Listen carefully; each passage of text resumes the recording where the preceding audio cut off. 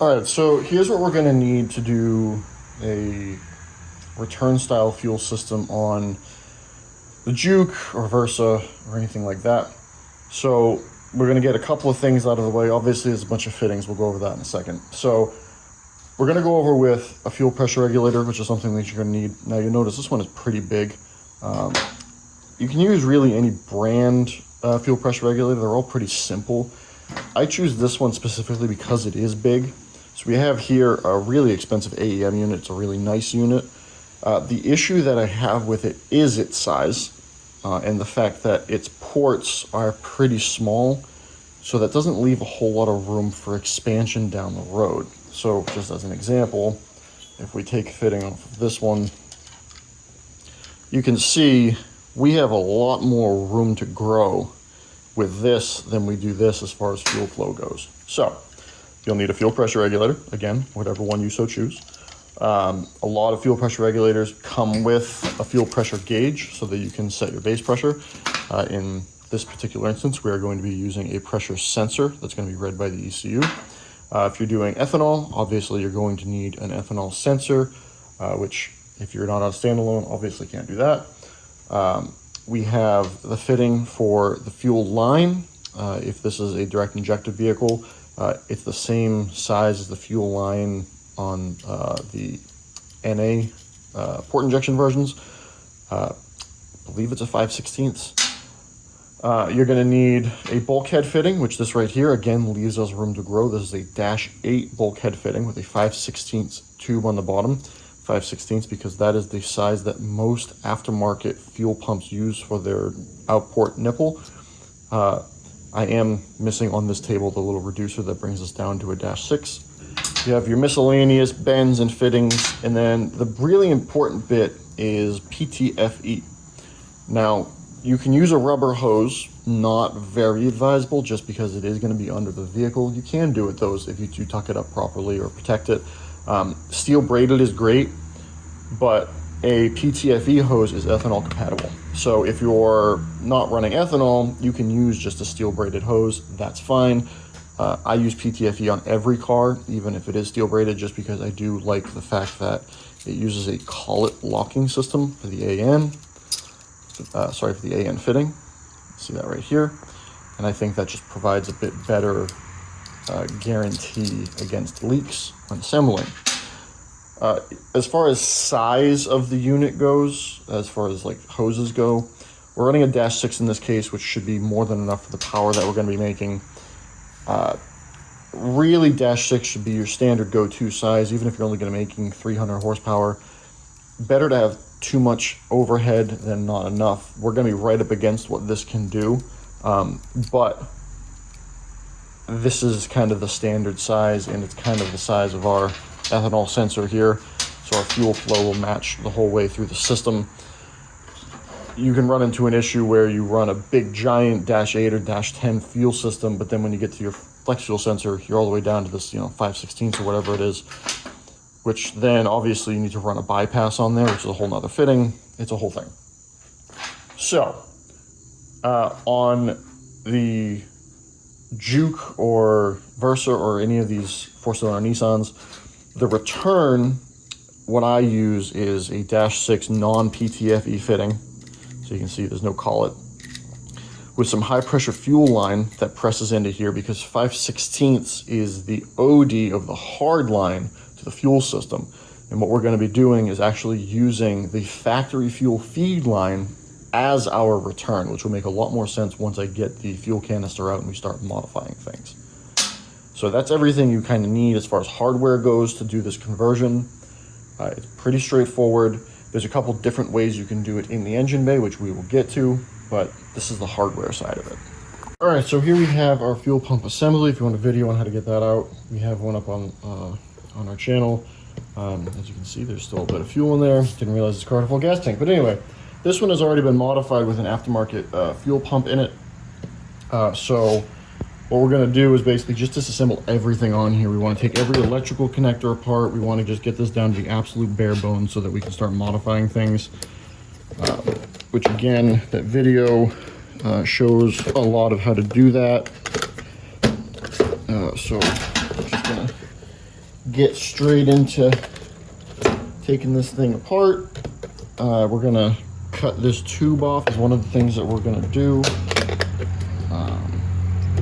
We have to make some pretty significant modifications to this canister to make this happen. All right, so we got our canister apart.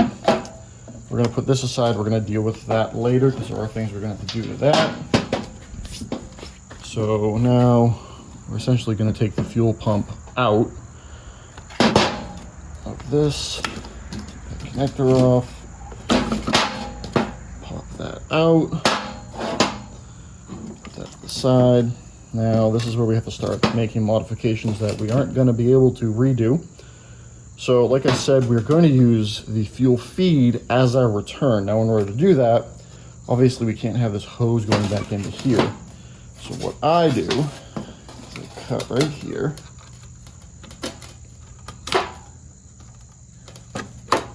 Okay, so we have this hose. And then when we go to put this back in, we want this hose to kind of aim towards the fuel pump so that some of it goes back into the canister itself. If you really want to get into this, you can kind of bore all of this out so that you can run the hose back in. But that's a bit excessive, in my opinion. The next thing we're going to do is we're going to actually take this whole entire thing off. We take a small screwdriver or a pick or something like that. We compress this. Gonna get a finger on it and pop these little C-clips out. Little itty bitty things, don't lose those.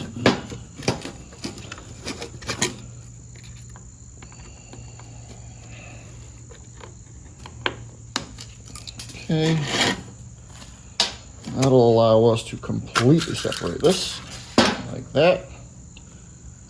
Put our springs off to the side, so now we have this completely empty unit. Now, two ways we can go forward from here. Like I said before, you can use this, or you can do this without using that. Now, to do it that way and not use the whole big center section requires a little bit of sketchery, I think might be a good word for it, because obviously we don't have anything to hold this on, right? That's this thing's job. So if you want to do it the sort of sketchy way, you can kind of just pop a pump in there and call it a day. What we're going to do it is we're going to actually use this. Now, modifications to this part of it are going to kind of come down to how much power you're going to be making. We have noticed that once you get over the 400, 500 horsepower mark, the little stopper here that lets fuel into the canister doesn't let enough in. You can actually drain this faster than it can fill, even on a full tank of fuel. So one of the things we're going to do is we're actually going to drill a couple little holes around the side to allow this thing to fill up faster. Couple of downsides to that, which I did this on my cube, and I have this issue on my cube. Once you get to a lower fuel level and you're taking hard turns, the fuel's going to want to slosh around. The whole point of this canister being designed this way is so that the fuel can't slosh around under hard turning. So we're going to just do a couple of small holes to reduce the amount of that's going to happen, but hopefully still allow more fuel in there. So that's one modification we're going to do. On this side of things, we're not really going to have to modify much unless you plan on doing the crazy modifications that we had spoke of. Also, don't ever work with gasoline without gloves on like I am. I'm an idiot. Don't be an idiot. So in order to make this work with the new system, we basically just have to get this in here so that we can just get the nipple out like that. And obviously we have this chunk that's in the way. So we're going to break this off. Now this plastic is super, super brittle, like extremely brittle. So whatever you do, be very careful not to over break what you're trying to break. So that's another modification we're gonna do. Next modification is we need to drill a hole in here for our bulkhead fitting. Now the way these bulkhead fittings work, if you've never seen one before, is you have a surface here that's supposed to slide into a hole, and you use this nut to tighten it down, put some sort of sealant in there. Some of them come with like a nylon washer. They don't usually work. So you have to determine where you're going to put this. From what I have seen doing many of these at this point, is you kind of want to get it as close to this as you can without impeding the ability to get the clip onto this. And you want to do that because there's not a lot of room in the port to make turns for the hose. So you want to give yourself as much room going this way to get the hose to go down the fuel tank. So if you look under here, this is kind of a ribbed structure, which makes it kind of hard to drill through. So you're just going to drill really, really slow. And before you do any drilling or anything like that, this all needs to get cleaned and really cleaned well. So I'm going to make the modifications, show you what they look like afterward, and show you how everything goes back together. All right, so the modifications we have done, we lopped off this piece that was up here so that the fuel pump now fits easier. I took the factory fuel pressure regulator out, and I was able to get the little rubber stopper thing out to reduce the fuel flow impedance. So we're going to try that without drilling holes in this. If I got to drill holes in it later, we'll just take it back out. This is what the factory regulator looks like, by the way. This right here is why, if you put a bigger fuel pump in, it makes the fuel pressure skyrocket, because this little tiny thing, you see the little hole, cannot handle the flow of a larger fuel pump. So we do not recommend upgrading the low pressure fuel pump without doing a return style fuel system. We learned that on this car, which is why this car, we had this on here and we were able to make it work, but we did find that it caused some irregular fuel pressure. You'd see it spike and dip depending on what the load was. So we do not recommend putting upgraded fuel pumps in here unless you're doing an external regulator. And then of course we drilled that out and we have that bolted in there nice and tight with a little bit of RTV drying around it. So now what we're going to do is we're going to put the nipple on this end, get a piece of hose, clamp it to that, route it, clamp it to this, and then put this whole assembly back together. All right, so here we have the assembled unit. You'll notice the hose is kind of sticking out here. That is not completely crimped. When we put it in, we will push the hose over and it will rotate everything. So that's all together. Pump's in there, the pre-filter's in there. So now it just goes back in the car. All right, we got the unit fully installed, and now we're gonna move up to the engine bay. We're here in the engine bay. So this is an MRA8 fuel rail. I turned it this way a little bit by bending in this factory support bracket and then bending along that bend. So we have that, and then I point it down so that we have somewhere to route the fuel line. And then over here, in this instance, I just coupled the flex fuel to the regulator because it's just for packaging sake. It's going to be easier that way. So I usually put them right here, which obviously if you're running a factory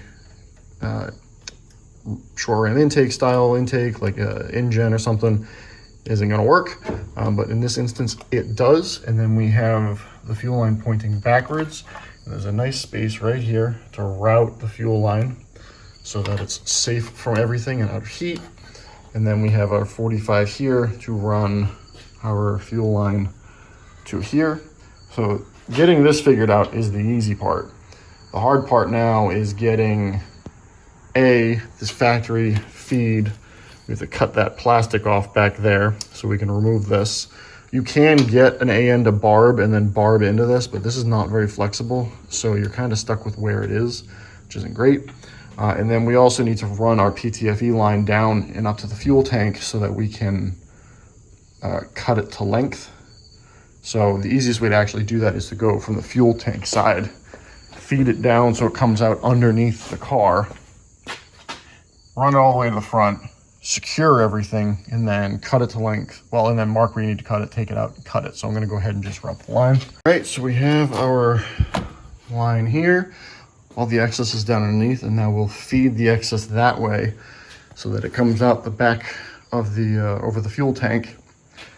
And then we can use that to measure where we're gonna cut. And remember, always leave a little bit extra because you always might need it, and there's always somewhere where you can hide that extra. We're routing up along the factory fuel line. There's plenty of room behind that heat shield to, accentuate a curve or something to get rid of a couple inches, but it's better to have a bit too much than not enough. We have our line in here. Got a couple of line clamps holding it in place. Put the line clamp here again. Here's all the extra, so I'm gonna go up top, pull it through. We're gonna do a taped line, and then we'll pull everything back out, cut it, and put on the fittings except for the one back here. The fitting back here we will do with it in the car. It's a little harder to do, but you can't fit a fitting through the little hole that you have through here. So that's how you have to do it. All right, so we got this fitting on here. I am waiting on an adapter. I got the wrong one, which is why it hasn't been in this video. And that'll go something like that. And then up front, you've got the line just loosely hooked up to the regulator. So now the next job is going to be, we're going to mount the regulator, like actually get it mounted to the chassis, and then we can make the line that goes to the fuel rail. And then the return line is pretty straightforward, but arguably the most annoying part of this process. All right, so we've got this thing mounted. We have our hose made. Now we need to cut this nylon line off of this hard line, hook up our drain line in a way that it goes down from there and over. It's never going to see pressure, or it's not going to backfeed, so it doesn't need to be like all the way down, but you want it obviously not to go like up and over everything. So we're going to go ahead and run that line next. To cut this, the best way I found to do it is to take a razor blade and just slice the same spot over and over, and eventually the nylon part will just rip off and you can slide the whole thing off. And before I put the new line on, I'll show you that. All right, so we have that sliced off, and we're left with that little nipple right there. All right, so we have our return here. Double clamped on there. I took the turbo off just so it's easy to get in there. Double clamped. This fitting is tight. I gotta go through and tighten all of these fittings, but that would appear to be done. So once everything's tightened, that's pretty much it.